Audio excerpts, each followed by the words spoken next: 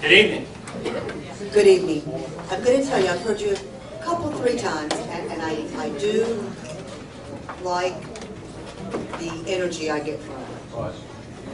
And I do think that you're being serious and not just paying lip service. But I do have to also put you in the hot seat, okay? Let's do it. So, you're going to face hotter than this, so you may as well get used to it, right? In 2009, our taxes and fees were increased what, $2 billion or something like that? And it has to do with, I guess, because of the shortfall, and then of course we did get stimulus. I'd just like to know how you voted on that, because I couldn't seem to find that, unless I just, was reading too fast.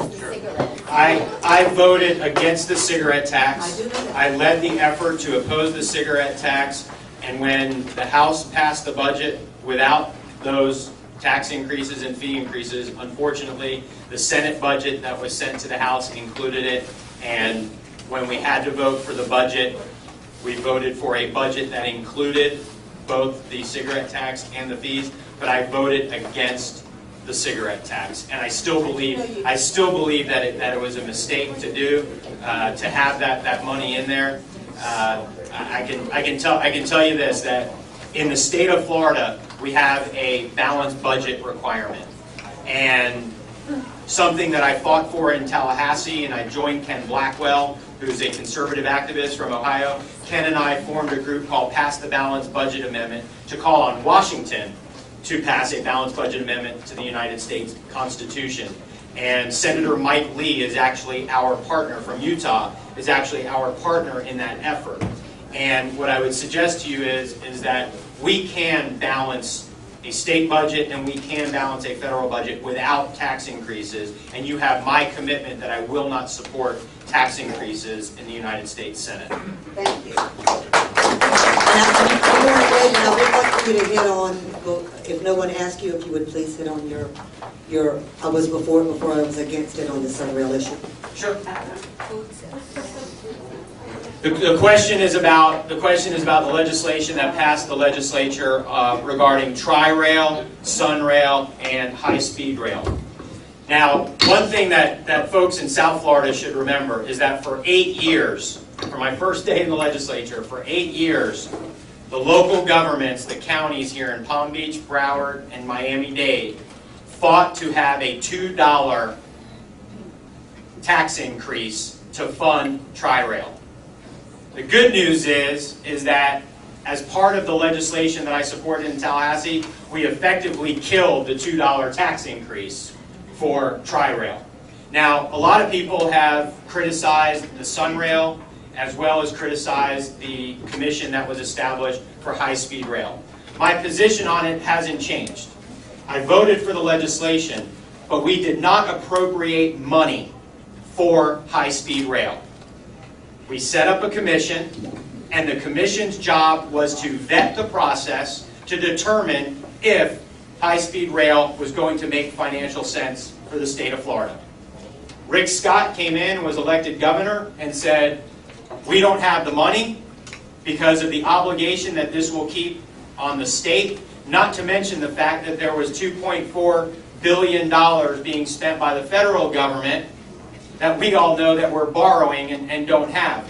When I was in the legislature, the federal government hadn't committed the $2.4 billion at that time. And so my position has been very clear. I supported the legislation that allowed the process to go forward, and I support Governor Scott's decision to say, if we don't have the money, then we don't have the money. Exactly. Yes, hi. Good to see you again. Thank you for being here. I'd like to remind Republicans that the next election is going to rely very heavily on a class of voters like myself, who are independents, who have made a decision to support Republican, conservative Republican candidates and work on their behalf. And since we don't trust Republicans any more than we are trusting the Democrats, we are paying very close attention to voting records. Which brings me to Senator Lemieux, who was here about a month ago and made a speech that could have been written by Glenn Beck. However, we had the benefit of his voting record. And one of the most egregious bills that passed with Republican support was the so-called Food Safety and Modernization Act, which had nothing to do with food safety, but everything to do with the growth of big government, more regulations, special interests, the destruction of small farms, and the destruction of food rights. When asked about that, his reply was indefensible, and there was no way of him hiding from the fact that his vote was a complete betrayal of the conservative principles. You're doing a good job for me so far. Okay, the question is this. Much damage has been done with Republican vote. It's happening. Can you make a commitment to, if you get reelected, to undo some of that damage, like the so-called food safety bill? Would you look into it and make a commitment to undo a lot of the bills that passed that should never have passed? Thank you. I want to go back and I'll answer your question. I want to go back to one other issue regarding the rail issue, because I think it's important to also emphasize again that everything we do in Tallahassee is within the confines of a balanced budget. And so all of the money that was appropriated, priorities were selected as it relates to transportation. And so I think that's important to remember that we balance the budget even with the spending for Sunrail and Tri-Rail and the High-Speed Rail Commission. To your question, I would not have supported the legislation that you're referring to, the Food Safety Act. I'm very familiar with the points that you make, and I agree with you. I think first and foremost, as part of a new conservative wave, a second wave of Republicans and conservatives and principled leaders coming to Washington, those are the exact types of things that we need to do to repeal those types of laws. And as I like to say, I'm not running, or I'm not allowed to legally say that, I would not run for the United States Senate to make Washington work better. I would like to run for the United States Senate to make Washington less important in your life. Now, there is so much work that needs to be done to repeal legislation and reduce the size and scope of government. And I mentioned earlier about the bigger that government gets, the less freedoms that we have. And we see it every single day. And it's not just Democrats. We see a lot of Republicans all the time pointing fingers and passing blame just at the Democrats. There's something in Washington called consensus. Let me just share with you, I share Margaret Thatcher's view of consensus. It's something that no one really stands for, but no one really opposes, and no leader, no true leader runs under the banner of consensus. I believe that we need to stand firm on our principles, whether it's on the budget, whether it's on the debt ceiling, whether it's on continuing resolutions, or whether it's on something like the Food Safety Act. But now that you've given me the opportunity to talk about Mr. Lemieux, I think it's important to remind people, because Senator Lemieux announced that he was going to, or he announced the other day that he had officially filed to run for the United States Senate against Bill Nelson as well. And George Lemieux said that for the past 16 months, judge me on my voting record for the past 16 months. What George Lemieux wants you to forget is that he was the architect of the Charlie Crist agenda for the last 8 years, and he was the one that was fighting against conservatives and against conservative principles and trying to advise Charlie Crist to undo the Jeb Bush legacy and to fight against what we believe in this room. Because you know why? Because it wasn't popular to be a conservative in 2007 and 2008. We cannot afford reinventions in Washington. We need reinforcements.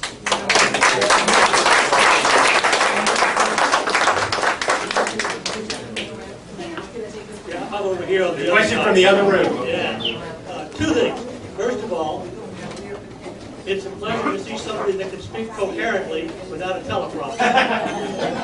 Yes, that's what I said. The second thing, what is your opinion of the attack by many of them in Washington on our First Amendment following the burning of the Koran? Thank you. The question, I think everyone heard, the question is, and I share the view that it is an attack on our First Amendment rights. Now, let me be clear. I do not support the burning of any book, whether it is a holy book or whether it is a trashy novel. But when we have to succumb to the Islamic supremacist philosophy that we should restrict our First Amendment constitutional freedoms so that we don't agitate or irritate a population that once they see that activity begins to kill people and continue to threaten the lives of other innocents, that's why we have to stand up for American exceptionalism, because I refuse to believe that it's America's actions that cause terrorism, that cause radical Islam. This is an ideology that seeks to destroy the West, both through violent means as well as through civilizational means. And the imposition of their views to suppress and silence our rights to free speech, regardless of how offensive it may be, is the beginning of that deterioration. We must fight to protect our First Amendment rights, and I really appreciate the opportunity. I will say this, and I know I'm not an official candidate yet for the United States Senate. I can just tell you, if you're looking for a candidate who is politically correct, I'm not your guy. I'm not your guy. Mr. Gilly. Which gets me to the question. A couple of years ago, in the Florida House, Jim Waldman, who is right here in our county, here in Broward County, District 95, incumbent, Scott Yardley ran against him and lost. He did not like the idea of some of the people we were bringing on the floor to pray before. And so he wanted to be a smart aleck, and he ended up wanting to bring an imam on the floor. You walked off the floor, got on the computer, and within minutes had information at your fingertips about this imam and created a firestorm about what he was doing. Look at this. If you could bring to the people's attention what happened that day and what you uncovered and what you stand for, I would appreciate it. Thank you, Jack. I have been, during my time in the state legislature, I have been the subject of attacks from a Hamas front group that you may know the name of, the Council of American Islamic Relations. I will tell you that on that day, Jim Waldman, who represents this area, was offended. Jim Waldman was offended that on prior occasions when the House of Representatives was opened up with a prayer, that some of the pastors and some of the preachers and others who led the prayer had invoked the name of Jesus Christ. Now, what I didn't tell you all earlier, some of you may know, is that I am the son of two Jewish, Democrat, former public school teachers from Brooklyn, New York. You're all wondering, how is he a pro-life, pro-gun, pro-Israel, pro-family conservative?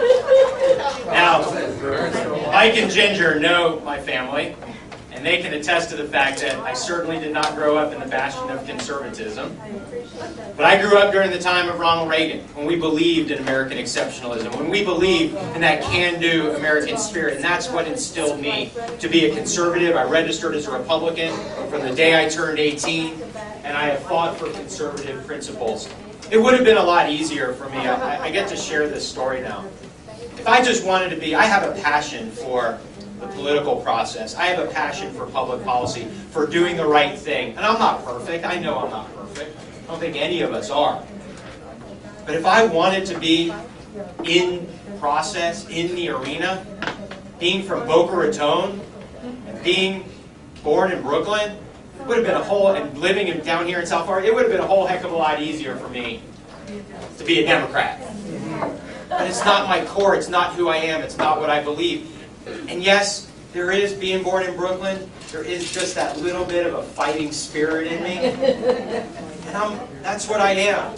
And that's what we need right now. We need people who understand that this country is going through some dramatic times, and we need people who have the courage to fight, the courage to speak out, even when it's not popular. And it wasn't popular that day when Jim Waldman invited an imam to the floor. And Jack mentioned that I walked off the floor, and within minutes, I was able to find that this same imam had stood on a stage with the very same people who were applauding the masters of the 1993 World Trade Center bombing. And in addition, this imam had a link on his website to another terrorist front group called ISNA. And so I think it's important to understand that even if it's not popular, even if it is something that may cause you some political blowback, that I'm going to speak my mind. It is too important right now. The future of this country, I believe, hangs in the balance. I do not know the exact number of years that we have to turn things around fiscally. I can tell you this, it's not a long time. We don't really start to get things under control. We're not going to be able to pass America on to our children, our grandchildren. I think everyone knows what Ronald Reagan said is that freedom is not passed through the bloodstream. It must be fought for, protected, and handed on for the next generations to do the same. And that's why we need to do what we're doing here tonight. Making sure that we're educating ourselves, making sure that we are holding our elected officials accountable. And I can tell you this, if I do have the honor and do have the privilege to serve, I will remain accountable to the people who send me there. Because now is more important than ever that we send the people to Washington who have the courage to get the job done, even if it's not popular.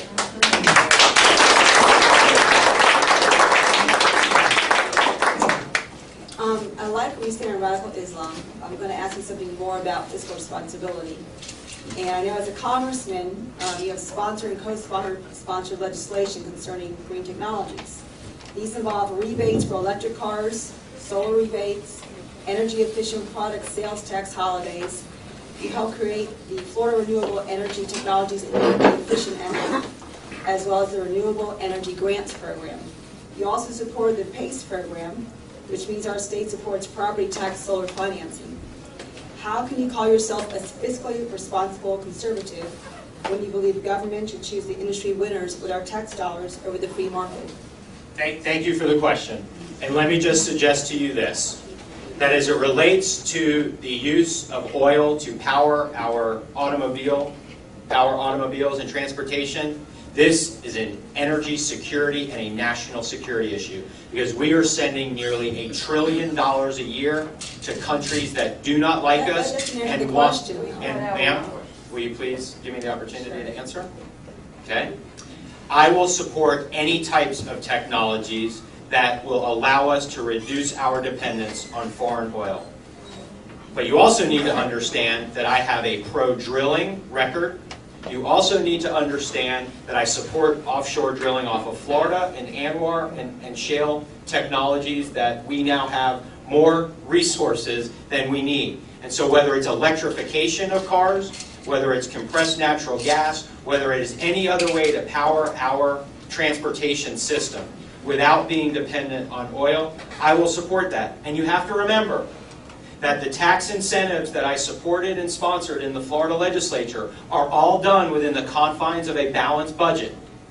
And that, to me, remains the fiscal conservative part, because you have to be able to balance a budget. I'm not somebody who would say, well, let me say it this way. I oppose cap and trade. I oppose carbon tax. I oppose what the Obama administration is trying to do in a backdoor manner through the EPA and trying to get these types of regulations and mandates passed. That's not what I supported in the legislature. I supported incentives for new technologies. If you don't believe in that or you don't support that, I respect that. I understand that. Okay, well, first of all, when you say I support it, you're using my tax dollars, everyone in this room, Sure. to pick an electric car over other cars and saying, I'm going to give your tax dollars to give a rebate. It's not your money, it's my money and all these people's money. And I disagree. Sure. And I I respect disagree, you. and a lot of people in this room, I think, will disagree with giving a rebate for electric car or solar panels. I know that the solar panels were $20,000 rebates from the state of Florida for personal and $100,000 for business. I don't think most people would think that was a great thing, because if someone wants to do that for their house, I'm all for it, but don't use my tax dollars to pay for that. And that's if that is the best interest, if that is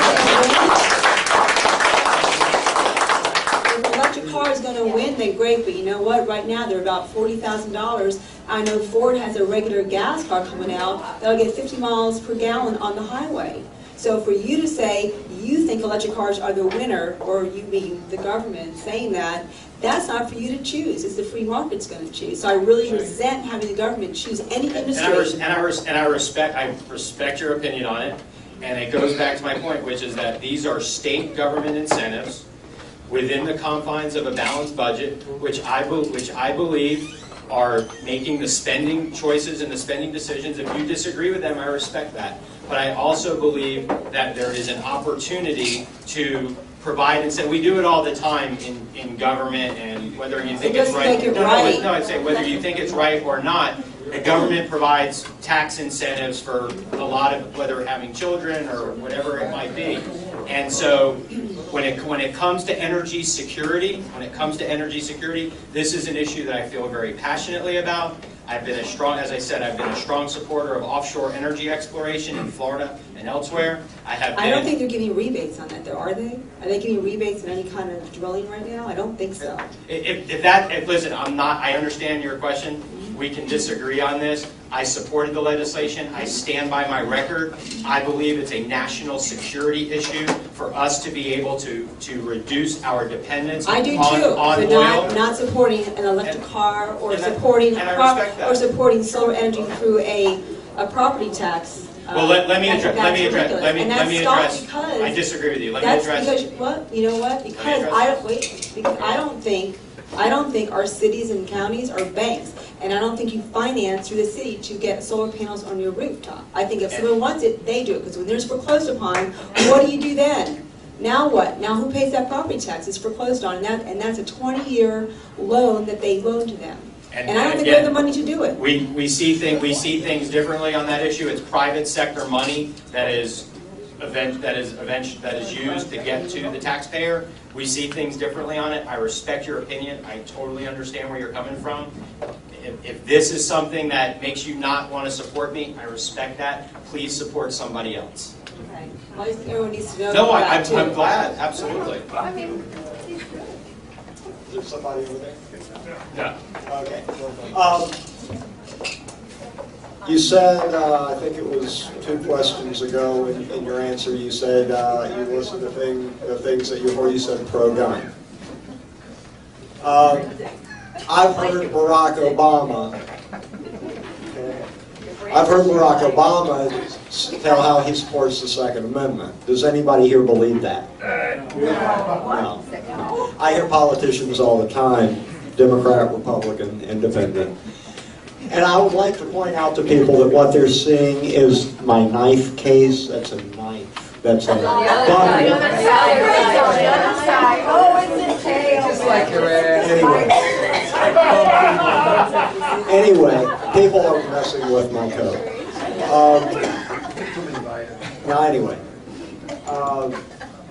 I don't, any politician says, I'm pro-gun, I'm pro-Second Amendment. I don't believe them, I don't disbelieve them, because it doesn't mean anything. That's not action. Those are words, it's not action. If you're elected, are you going to go to bat for the Second Amendment, the right of the people, not of the militia, not of the right of the people to keep and bear arms? And when I say that, right now we have agencies of the administration, the BATF, the environmental, all going after for regulation, totally bypassing Congress.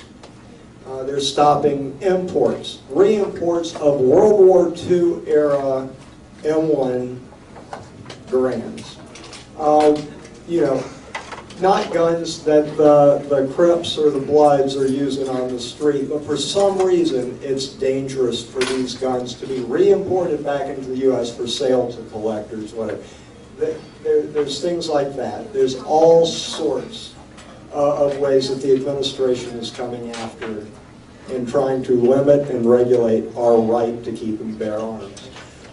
If you were elected, would you put forth legislation that would limit the ability of non-elected bureaucrats to stand in between the people and their constitutional right? Thank you for the question. And if I'm going to be attacked for my support for renewable energy policies to my voting record, I can at least say, look to my voting record on the Second Amendment, because I have a 100% A+ voting record from the National Rifle Association in the state legislature. I'm not familiar with the issue that you're talking about in terms of that, but look to my voting record, which has been 100% in support of Second Amendment rights in the state legislature. That it's not just words; I stand proudly by my voting record on whether it's on renewable energy or whether it's on the Second Amendment. And so now, but specifically my question, are you willing to actually write legislation, if there is an instance where Second Amendment rights of the people are being infringed upon, I would certainly be a part of leading that effort.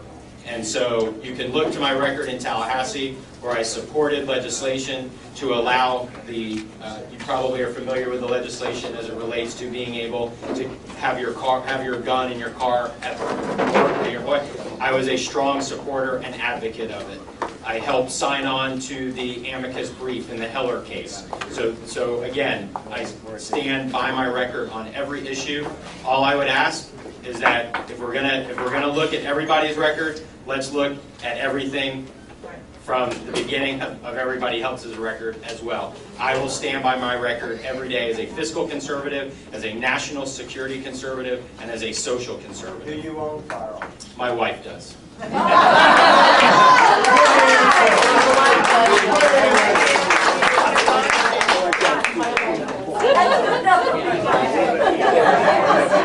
Craig Mack. I had a couple of questions. First of all, what is your position on the flat tax amendment? Flat tax. Are you talking about the fair tax or the flat tax? Flat tax, fair tax. Well, they're very different. Flat tax would be my position. Yeah. They're very different. Right now, there is specific legislation called the fair tax, which I am, which most people know in the state legislature. I was one of the leaders to eliminate property taxes on homestead property and on commercial property and replace it with a sales tax. I believe that consumption-based taxes are more moral. Because even if you talked about the home ownership issue, even if you don't have a mortgage on your property, you can't actually own your home if you still have to pay property taxes. And so I support consumption-based taxes. Now, it is going to take a very long time to eliminate all of the taxes that we have and transition, as some would propose, all the way to a consumption-based system. But I think that is certainly a direction that we need to go in as many places as possible. But as it relates to flattening and lowering the tax system, that is something I absolutely support for personal income, for corporate rates, as well as for capital gains rates, and I support 100, and also as well as eliminating the loopholes and the exemptions, because I think that's a way to bring down rates as part of that. And then finally, I support the complete elimination of the death tax.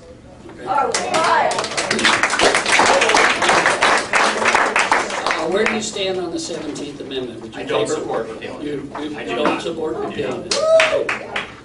And let's see. I don't support it. Would you favor a bill for term limits for both senators and congressmen? I do. And let me say this. We have to let other people have. Let me say this about term limits. I would support a constitutional amendment which would say 6 two-year terms for members of the United States House and 2 6-year terms for United States senators. But let me suggest to you this. Term limits are going to matter a whole heck of a lot less if in the next 2, 4, and 6 years we don't actually address the fiscal crisis of this country. It's not going to matter whether you serve 1 term or 2 terms or more, because we are going to be a diminished nation. That's why this next election is so important. This is something that's kind of revolutionary, just about the term limits, and stick it in your back pocket on this one.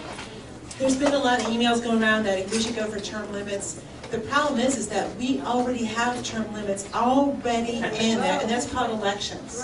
And so if you don't like who is representing you, then you have the term limit. You limit them. When you have term limits, but here's the deal though, when you have term limits though, then you have good people that are in there that are no longer able to serve because that is decided for them, and actually reduces the right of the individual, the voter, to choose who they want. So honestly, even though it's like a lazy way to rely on it. And so I love Karen, but that's not my position. I do too. Yeah, I don't understand why people need to be in the United States Senate for 40 years. The longer you stay in, then you're adapted to take hold. You're sort of heading to special interests and taking money from lobbyists. Yeah, I will tell you. Let me just go back. Let me go back and reemphasize. This. The focus right now needs to be on seriously addressing these problems that we have in the next 2 years and over the course of the next 2, 4, and 6 years. Because if we don't, term limits is going to be an irrelevant issue. I support term limits. I would commit to only serving 2 terms. But the reality is that if we don't address these issues now, it's not going to matter whether we have term limits in the United States Constitution. Yes, sir. We've all heard that political campaign is an expensive venture. Yeah. I'd like to know how much money you think you need in order to beat Nelson, and where you think it's going to come from. We're broke. Wings plus. There you go. Where's Brian? We can start tonight. I haven't given much thought to the total amount. I can tell you that, if memory serves me correctly, Marco Rubio spent in the neighborhood of $30 to $40 million, and that was without trying to defeat an incumbent. So you could probably have a lot of people who are much more political strategists and consultants and all those types give you a better answer than I can. But what I can tell you is this: you're going to see a lot of people in this race who are going to raise a lot of money, and I'm going to be outraised and outspent in this race. But I believe that more important than money in this race is going to be message. More importantly is going to be who is the person, not who raises the most money, but who is the person that people believe has the fire and the passion and the energy and the drive and the courage to go up to Washington and help turn this country around. But yes, it's going to be expensive. Yes, big donations and small donations all help get you there. But I don't know the exact number. We have another question? Yep. Madam, thank you for being here. One of the questions that we're all concerned about is security, like yourself. And one of the issues is border and legal immigrants. Sure. Questions about illegal immigration. I get to answer this question a lot, and I want to be very clear. I do not support amnesty in any way, shape, or form. My message I see some friends who saw me down in Miami the other day, and they will tell you that my answer is the same whether I'm in Miami or whether I'm in the Panhandle. And the important thing to understand is that we must enforce the laws that we currently have on the books. And part of what we need to do first is secure our borders, because our borders right now, we must put every resource possible to secure our borders and then worry in the future about addressing some of the other concerns. I have a record in the state legislature of opposing benefits, healthcare benefits for illegal immigrants, as well as opposing in-state college tuition for children of illegal immigrants. Now, everyone talks about illegal immigration as an economic issue. And when you have the current economic situation that we have, it makes a lot of sense that people are very concerned about those who are coming in here illegally and whether they're accessing benefits or something of that nature. We also need to remember that illegal immigration and our borders is a national security and a public safety issue. We have had instances now of incursions along our border, and we've had border agents murdered. And yet this president hasn't said anything, and this administration hasn't done anything. We also have documented instances. We also have documented instances of Hezbollah operatives and what they call people other than Mexicans coming across our borders, and we don't know who they are, and we don't know what threat they pose to this country. This is not just an economic issue or a security issue, it's also a moral issue. Because you can't allow people into our country illegally and give them the opportunity and freedom to ignore certain laws that we have on the books when every citizen has to abide by the laws of this country. So, yes, ma'am. As a follow-up to this issue, what do you think about E-Verify and the bill that's up in our state legislature right now, where they have kind of diluted the bill that initially was proposed? I can tell you that in 2010, I was the genesis behind Sandy Adams and I worked together on House Bill 219, which was the first E-Verify bill to ever pass the Florida legislature and be signed into law. And so I have a record on that issue. I'm not, because I'm traveling the state and I've been, like I said, in Central Florida last night. I'm going to be in Jacksonville tomorrow morning after I leave here tonight. I have not been following the day-to-day activities of the legislature and not as familiar with the legislation. I know what legislation that Bill McCollum proposed last year and that Rick Scott talked about proposing, but I haven't seen exactly what the legislature is talking about passing right now, and so I will defer to somebody else who has an answer to that. Yes. Because does somebody else want to answer what's going on? I spoke to Jack Oliver tonight on the way out here. Okay, Jack Oliver from Flyman. Yeah. Yes. He's encouraged about the Senate bill right now. Okay. And thinks that Herodopoulos is going to give us do the right thing on this bill and support us and all that.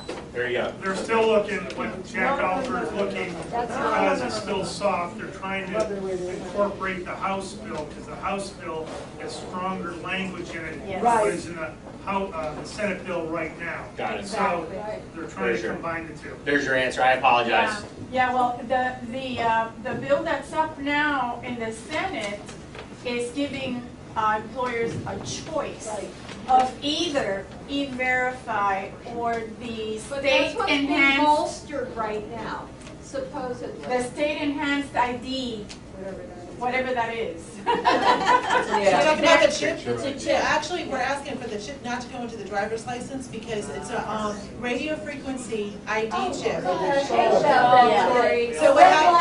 cameras, look at that You kid. can actually have a reader on your person, Oh get my all the God, information no, off we of don't the want driver's that. This is always a good point in the conversation to remind people that I voted against the cameras. In the room. 2 years in a row. 2 years in a row. And this goes back to the point. 2 years in a row that legislation was brought up. And I voted against it both years. The first year, there were only 9 of us that voted against it.